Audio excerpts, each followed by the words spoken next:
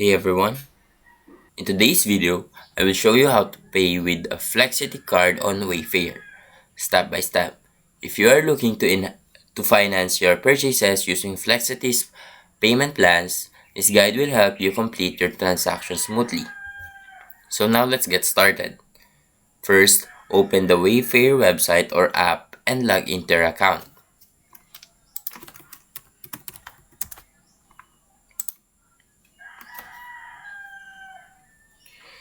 If you don't have an account yet, you will need to sign up by providing your email and creating a password. Now browse through Wayfair's catalog and add the items you want to purchase to your cart.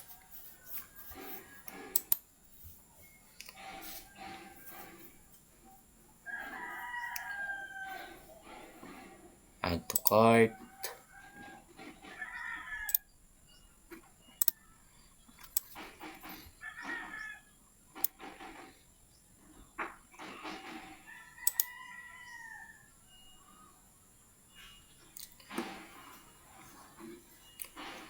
Now once you're ready to check out, click on the cart icon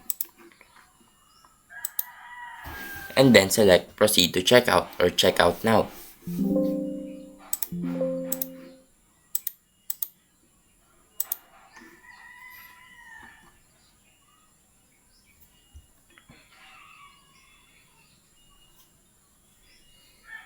Now at the payment section, scroll down to the list of payment options. Now if Flexiti financing is available for your purchase, select it as your payment method. Now if you don't see the option, make sure your total amount meets the minimum purchase requirement for the Flexiti financing. After selecting Flexiti, you will be redirected to the Flexiti website to complete the payment. Log into your Flexiti account using your email and password, and if you don't have an account yet, you will need to apply for Flexiti financing before proceeding. Approval is usually instant, but in some cases, they may take longer.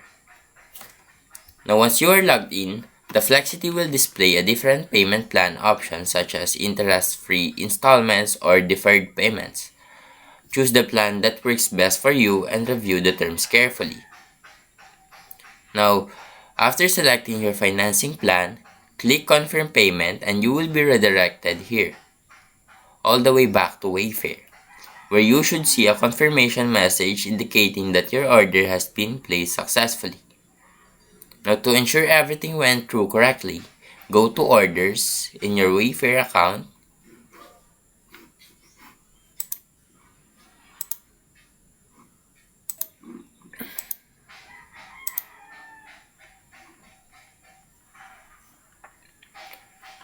To check your purchase details. You can also log in to your Flexiti account to view your financing details, payment schedule, and any upcoming payments.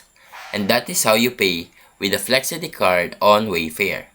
Now if you found this video helpful, please leave a like and subscribe.